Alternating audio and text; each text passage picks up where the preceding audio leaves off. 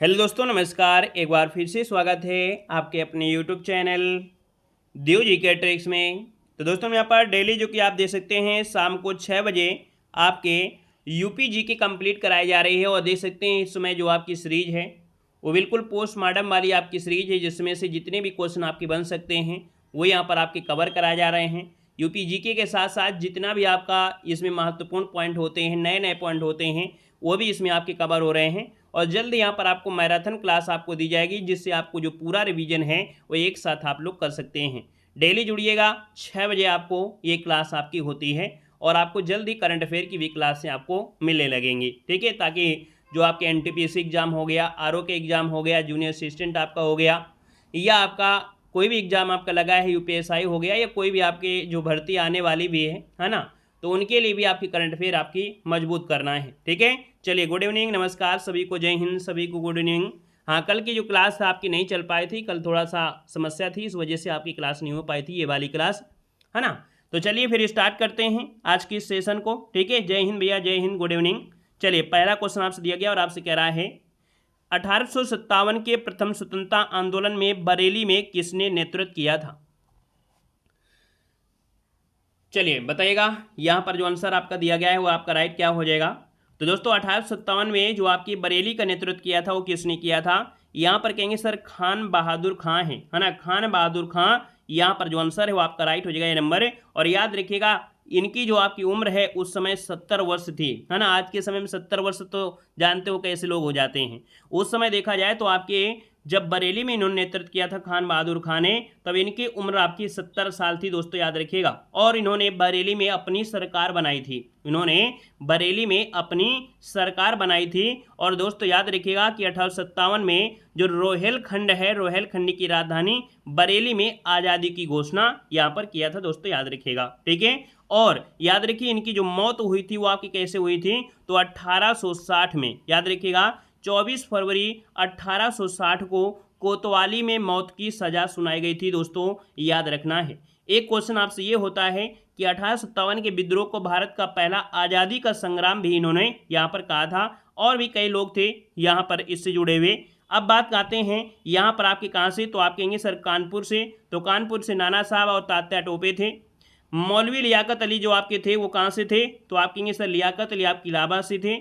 अवध की राजधानी लखनऊ में बेगम हजरत महल थी। और बिहार से कौन थे? तो आपके बिहार में जो आरा है वहाँ से कुंवर सिंह थे। तो ये आपके 1857 में आपके पॉइंट अभी आपको सब मिलने वाले हैं, है ना, इसलिए हमने आपको बता भी दिया है। अब दिया गया क्वेश्चन कि कानपुर षड्यंत्र मुकदमा किस आंदोलन के नेता के विरुद्ध था?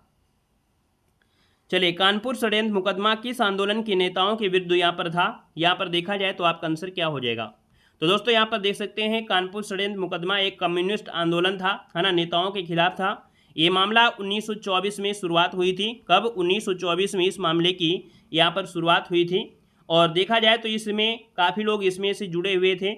और यहाँ पर देखा जाए तो इसका आंसर आपका कौन सा है? तो आप कहेंगे सर इसका आंसर सी हो जाएगा, ये है साम्यवादी आंदोलन। क्या बोलेंगे? साम्यवादी आंदोलन, जिसको ऑप्शन है यहाँ पर जवाब है, यहाँ पर राइट हो जाएगा, याद रखिएगा, ठीक है ना। और यहाँ पर आगे बढ़ते हैं, क्वेश्चन आपसे अगला पूछा गया है, कह रहा है मथुरा कला किसके काल में अपने शीर्ष पर था? मथुरा कला किसके काल में अपने शीर्ष पर था, यहाँ पर बताना है। तो भैया देखा जाए मथुरा कला जो आपका है ना, कुषाण और गुप्त काल में छठी से लेकर मतलब पहली से छठी शताब्दी तक आपका बहुत ही अच्छे ग्रोथ किया था। और यहाँ पर देखा जाए तो आप कहेंगे सर इसका जो आंसर आपका दिया गया है वो आपका कुषाण काल, इसका जो आंसर आ रहा है बी नंबर वाला, यहाँ पर जवाब राइट हो जाएगा। मथुरा कला में देखा जाए तो बुद्ध की जैसे आपकी मूर्तियाँ हैं, है ना, लंबे कान के कुंडल हो गया, है ना, जो चौड़ी आंखें हैं, ये आपकी काफ़ी चीज़ इसमें थे। यहाँ पर कभी कभी ये होता है जो मथुरा कला है इसमें कौन सा पत्थर का प्रयोग हुआ था? तो लाल बलुआ पत्थर का इसमें इस्तेमाल किया गया था, याद रखिएगा। यहाँ पर आगे बढ़ते हैं, क्वेश्चन आपसे दिया गया है कि 1 नवंबर 1858 ईस्वी को महारानी घोषणा पत्र को इलाहाबाद में किसने पढ़कर सुनाया था? चलिए भैया, यहाँ पर जो आप देना है, आपका जो आंसर दिया गया है यहाँ पर राइट क्या हो जाएगा? चलिए, यहाँ पर जो आप आंसर आपका बनेगा इनमें से क्या हो सकता है? हाँ, वेरी गुड। चलिए, लॉर्ड कैनिंग, जिसका भी ऑप्शन आ रहा है आप कहेंगे बिल्कुल सही जवाब है, याद रखिएगा। लॉर्ड कैनिंग ने, है ना, जो कि 1858 ईस्वी को महारानी घोषणा पत्र को इलाहाबाद में पढ़कर सुनाया था। तो ऑप्शन आपका राइट हो जाएगा कौन, यहाँ पर आंसर आपका बन जाएगा बी नंबर राइट हो जाएगा दोस्तों, याद रखिएगा। साथ ही हमने कहा है अगर आप यूपी जीके की तैयारी कर रहे हैं तो आप लोग हमारे ऐप से भी जुड़ सकते हैं। यहाँ पर हमने कहा है कि ऐप में अगर आप जुड़ते हैं तो वहाँ पर आपको लगभग 1000 क्वेश्चन आपके ऑब्जेक्टिव भी होंगे, कंप्लीट आपकी थ्योरी होगी, साथ में यूपी का करंट अफेयर है ये भी इसी में मिलेगा, 200 क्वेश्चन आपके कंप्यूटर साइंस के भी आपको इसी में मिलेंगे, है ना। साथ में जो सीरीज हम आपको पढ़ा रहे हैं यहाँ पर 1-2 दिन बाद ये भी आपके अपडेट यहाँ पर हो जाएंगे, ठीक है ना। तो आप लोग हमारे ऐप देव जी के ट्रिक से जुड़ सकते हैं, कुछ फ्री PDF भी हैं उनको आप लोग पढ़ सकते हैं। तो दोस्तों यहाँ पर अगला क्वेश्चन आपका आ गया है और आपसे कह रहा है कि 6ठी सदी BC के दौरान छेदी कहा जाता था। चलिए यहाँ पर बताना है, जो कि बहुत बार ये क्वेश्चन पूछा जा चुका है, बताना है 6ठी सदी के दौरान, है ना, यहाँ पर छेदी किसे कहते थे। चलिए बताना है यहाँ पर छेदी किसे कहा जाता था। यहाँ पर देखा जाए तो आपका जो आंसर आ रहा है वो राइट इनमें से क्या हो जाएगा, तो आप कहेंगे सर ये आपका जो बुंदेलखंड का क्षेत्र है, कौन है, बुंदेलखंड क्षेत्र जो आपका आंसर दिया गया है, यहाँ पर बुंदेलखंड क्षेत्र आपका जो आंसर आ रहा है यहाँ पर राइट हो जाएगा दोस्तों, याद रखिएगा, ठीक है ना। और यहाँ पर आगे बढ़ते हैं, क्वेश्चन आपसे दिया गया है और आपसे कह रहा है प्रदेश में मंडलों की कुल संख्या कितनी है। प्रदेश में मंडलों की कुल संख्या पूछा गया है, तो आप कहेंगे सर मंडल हैं आपके कितने, 18 मंडल हैं। जिले कितने हैं, तो आप कहेंगे सर 75 जो आपके हैं वो आपके जिले हैं। यहाँ पर अगर आपसे पूछे कि यहाँ पर मंडल में कुछ ऐसे भी मंडल होते हैं, है ना, जहाँ से क्वेश्चन आपके बनते हैं, जैसे देखिए आगरा मंडल है, आगरा मंडल में आगरा, फिरोजाबाद, मैनपुरी, मथुरा ऐसे आपके आते हैं। कानपुर मंडल भी आपका देखा जाए इस बड़ा मंडल में आता है। कानपुर मंडल में देखा जाए तो जैसे आपका औरैया, इटावा, फर्रुखाबाद, कन्नौज, कानपुर, है ना, और आपका देहात, कानपुर नगर, है ना, ये आपके इसमें आते हैं। तो आपका अगला क्वेश्चन आपसे दिया गया है और आपसे कह रहा है सर्वाधिक जिलों की संख्या किस मंडल में है। चलिए बताना है आपका आंसर क्या हो जाएगा, इसका आंसर देना है। तो यहाँ पर देखो हमने बताया कि जैसे आपका कानपुर है, लखनऊ है, मेरठ है, यहाँ पर देखा जाए तो आपकी जो संख्या है जिलों की वो आपकी ज़्यादा है। यहाँ पर देखा जाए तो आपका आंसर इनमें से क्या हो जाएगा, डी नंबर आपका मेरठ है इनमें ऑप्शन के अनुसार, है ना, ऑप्शन के अनुसार है यहाँ पर मेरठ है। मेरठ में जैसे कि आपके बागपत हो गया, बुलंदशहर, गौतम बुद्ध नगर, गाजियाबाद, मेरठ, हापुड़, ये मेरठ मंडल में आते हैं। वहीं पर कानपुर में देखा जाए तो औरैया, इटावा, फर्रुखाबाद, कन्नौज, कानपुर देहात, कानपुर नगर, है ना। उसी प्रकार से लखनऊ मंडल जो आपका है हरदोई, लखीमपुर खीरी, लखनऊ, है ना, और आपका रायबरेली, सीतापुर, उन्नाव, ये आपके बड़े मंडलों में आपके हैं, याद रखिएगा, जिसमें इसका ऑप्शन आपका डी बनेगा। अगला क्वेश्चन आपसे दिया गया और आपसे कह रहा है कि प्रदेश का सबसे नवीनतम गठित मंडल कौन सा है। चलिए बताना है आपका आंसर इनमें से क्या हो जाएगा, जो सबसे नवीनतम मंडल है इनमें से कौन आपका हो जाएगा। तो दोस्तों यहाँ पर जो आपका आंसर आ रहा है अलीगढ़ वाला, याद रखिए अलीगढ़ जो आपका मंडल है ना, सबसे नवीनतम मंडलों में आता है। ये 18वां मंडल है दोस्तों, ये याद रखिएगा, क्लियर है।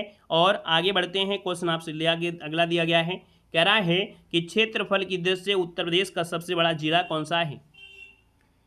क्षेत्रफल की दृष्टि से उत्तर प्रदेश का सबसे बड़ा जो जिला है वो आपका है कौन। तो दोस्तों यहाँ पर देखा जाए तो आपका आंसर क्या बनेगा, ए नंबर जो आपकी लखीमपुर खीरी है ना, लखीमपुर खीरी। याद रखिए ये जो आपका आता है किस में आता है, तो आपके याद रखिए लखनऊ मंडल का हिस्सा है ना, और इसकी जो प्रशासनिक राजधानी है वो लखीमपुर शहर है, याद रखिएगा।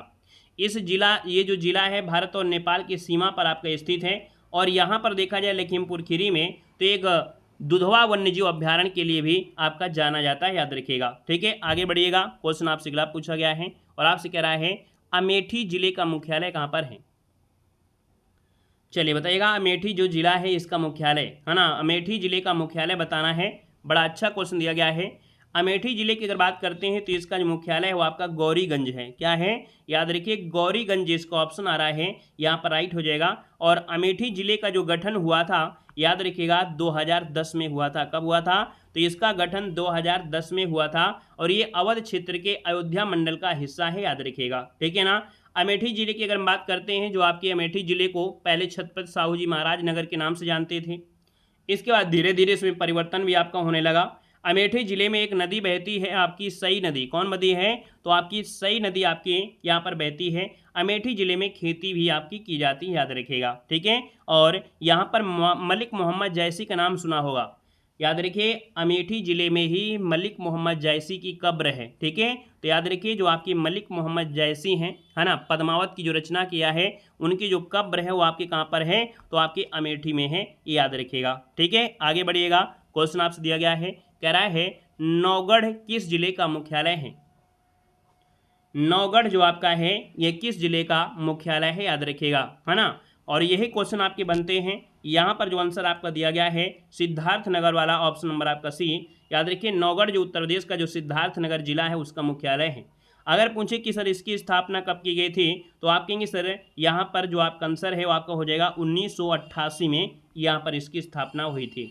अगर पूछे कि सिद्धार्थनगर जो आपका है, जो आपका यहाँ पर देखा जाए, जो आपका एक होता है कह सकते हैं सिद्धार्थनगर जो आपका है किस मंडल का हिस्सा है, तो ये बस्ती मंडल में आता है। किस में आता है, तो आपके बस्ती मंडल का हिस्सा है।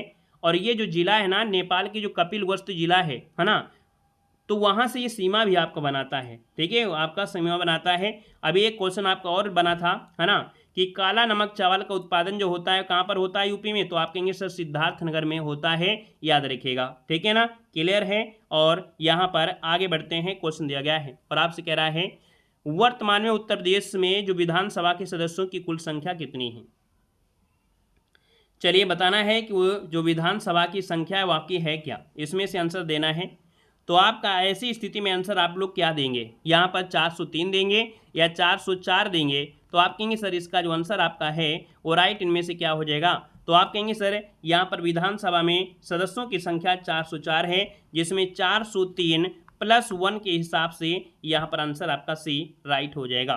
अगला क्वेश्चन यहाँ पर दिया है उत्तर प्रदेश की प्रथम मुख्यमंत्री का नाम बताना है। चलिए बताना है उत्तर प्रदेश की प्रथम मुख्यमंत्री कौन थी।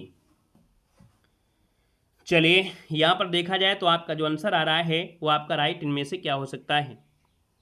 यहाँ पर जिसका ऑप्शन आ गया है लगभग सभी के जवाब आ गया है, इसमें क्या दिक्कत है। यहाँ पर जो गोविंद बल्लभ पंत है, याद रखिएगा, यहाँ पर जिसका भी ऑप्शन आ रहा है गोविंद बल्लभ पंत, आपका जवाब बिल्कुल यहाँ पर सही हो जाएगा।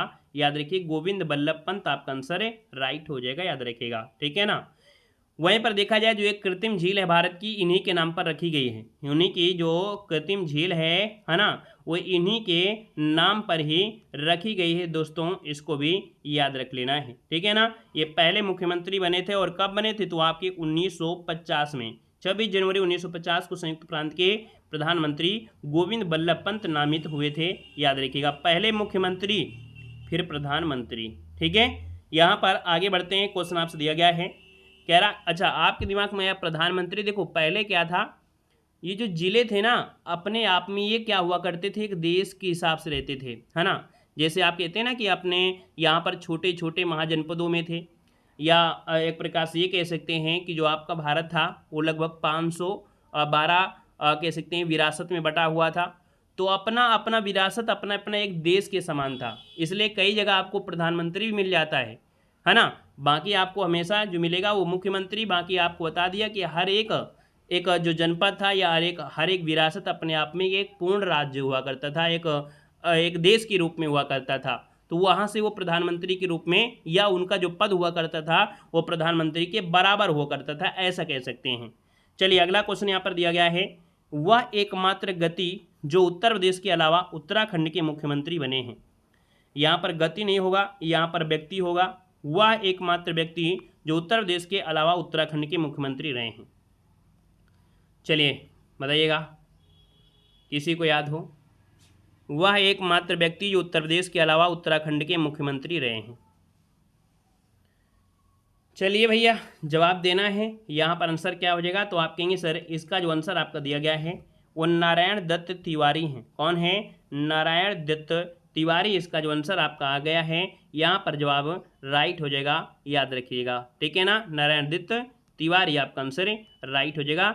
अगर आपसे पूछे कि सर उत्तराखंड में वर्तमान में कौन है, तो आप कहेंगे सर पुष्कर सिंह धामी है। कौन है, पुष्कर सिंह धामी, जो कि 10वें मुख्यमंत्री के रूप में यहाँ पर है, याद रखिएगा।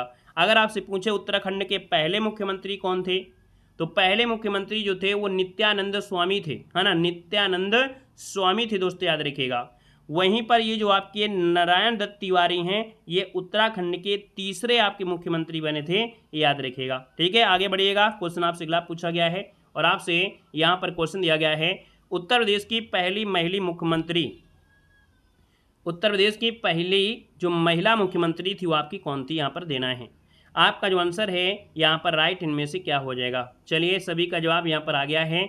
आप कहेंगे सर श्रीमती जो सुचेता कृपलानी हैं, यहाँ पर जो आंसर आपका दिया गया है वो आपका ए नंबर है। यहाँ पर आपका जवाब बिल्कुल सही हो जाएगा, श्रीमती सुचेता कृपलानी आपका आंसर है, यहाँ पर राइट हो जाएगा, याद रखिएगा। ठीक है, इन्होंने उत्तर प्रदेश विधानसभा से चुनाव लड़ा था और कानपुर निर्वाचन क्षेत्र से चुनी गई थी, है ना। तो आप कहेंगे सर इसका आंसर आपका ए नंबर है, राइट हो जाएगा। यहाँ पर देखिए अगला क्वेश्चन आपसे दिया गया है और आपसे कह रहा है निम्नलिखित में से कौन उत्तर प्रदेश के मुख्यमंत्री होने के साथ ही भारत के प्रधानमंत्री होने का भी गौरव प्राप्त किया है।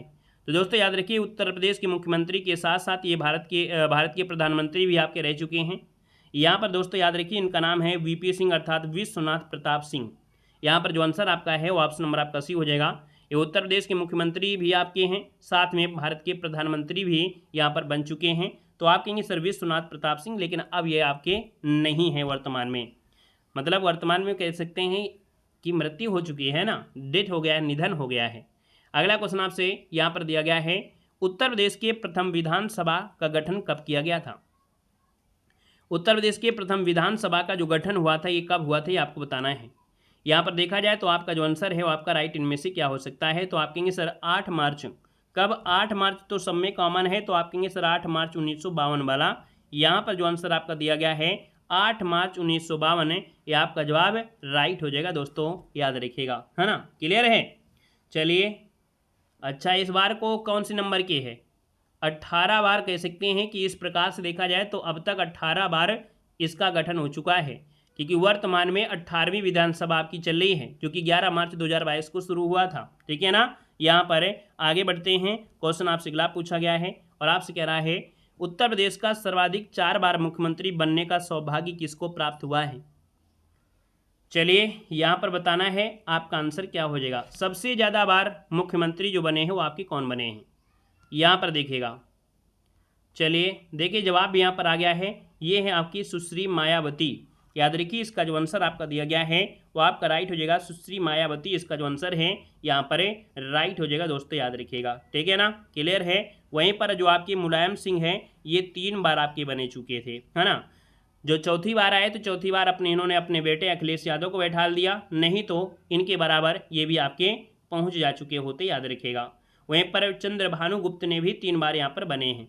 ठीक है ना, आगे बढ़िएगा। क्वेश्चन आपसे अगला पूछा गया है और आपसे कह रहा है विधानसभा अध्यक्ष जिन्होंने मुख्यमंत्री पद को भी सुशोभित किया है। ये विधानसभा अध्यक्ष भी रह चुके हैं और साथ में देखा जाए तो ये मुख्यमंत्री पद को भी सुशोभित कर चुके हैं। दोस्तों इनका नाम बताना है। आप कहेंगे सर इसका जो आंसर आपका आ गया है वो श्री बनारसी दास हैं। कौन है, श्री बनारसी दास हैं। ऑप्शन नंबर आपका ए यहाँ पर राइट हो जाएगा दोस्तों, याद रखिएगा। ठीक है, आगे बढ़िएगा। क्वेश्चन आपसे अगला पूछा गया है और आपसे कह रहा है उत्तर प्रदेश में लोकायुक्त का पद सृजित किया गया था। उत्तर प्रदेश में लोकायुक्त का जो पद है ये सृजित किया गया था, ये कब सृजित किया गया था। लोकायुक्त की अगर बात करते हैं, आपका जो अधिनियम आया था ये 75 के करीब आपका अधिनियम आया था, है ना। तो उसके हिसाब से देखा जाए तो आपका आंसर क्या हो गया, ए नंबर यहाँ पर राइट हो जाएगा, नोट कर लीजिएगा, ए नंबर आपका बनेगा। अगले क्वेश्चन को आते हैं। क्वेश्चन दिया गया है और आपसे कह रहा है उत्तर प्रदेश के राजकीय चिन्ह में नहीं है। अब ये आपका एक नए टॉपिक में आपका स्टार्ट हो रहा है, तो हम लोग क्या करेंगे नेक्स्ट वीडियो में पूरी की पूरी यूपी जीके जो आपका है वो सब कुछ इसी में आपको कंप्लीट हो जाना है। मतलब कल देखा जाए तो इस सीरीज का ये अंतिम आपका पार्ट होगा। बाकी इसके बाद हम आपको नए नए क्वेश्चन जो आपके हैं डिमांड रहती है वो भी हम आपको यहाँ पर करा देंगे, कुछ आपकी थ्योरी भी करा देंगे जिससे कुछ आपके कॉन्सेप्ट भी क्लियर हो सके, है ना। कि जो आपके कॉन्सेप्ट हैं वो भी क्लियर होंगे। तो इसलिए क्या है, जल्दी आना नहीं है कि हम जल्दी जल्दी ख़त्म कर लें और इसके बाद बैठ जाएं, कोई उसका मतलब नहीं निकलना है, क्योंकि एग्ज़ाम तो आपका अभी है नहीं है। तो इसलिए आप उसको डीपली अध्ययन भी करते रहिए। हम आपको कुछ बेसिक आपको पार्ट भी दे देंगे, उस बेसिक से आप लोग काफ़ी चीज़ें कंप्लीट कर सकते हैं। ठीक है ना। तो आप लोग कल यहाँ पर इसका अंतिम पार्ट देखेंगे, इसके बाद संभवता है कि हम आपको मैराथन क्लास दे देंगे, तो उससे रिवीजन वही हो जाएगा और इसके बाद कुछ आपकी बेसिक क्लासें भी आपको यहाँ पर दे देंगे। ठीक है, तो टाइम आपका है 6 अर्थात शाम को 6 बजे क्लास आपकी होती है। डेली जुड़ा करें, चाहे आप 15-20 मिनट के लिए जुड़ें, उससे क्या होता है कि आपका रिवीजन जो होता है वो बिल्कुल बना रहता है और आप देखते हैं कि आपको ये यूपी जीके सरल भी रखती है क्योंकि आप लोग समय भी देते हैं। वहीं पर देखिए हमारे चैनल पर 8:50 में हिंदी की क्लास होती है, वो भी आसान लगती है क्योंकि आप उसमें भी समय देते हैं। तो इसलिए 8:50 में हिंदी की क्लास भी होती है ना। तो आप लोग जुड़े रहिएगा, नोटिफिकेशन ऑन कर लीजिएगा ताकि सभी वीडियो की नोटिफिकेशन आपको मिलते रहे। धन्यवाद। जय हिंद, वंदे मातरम।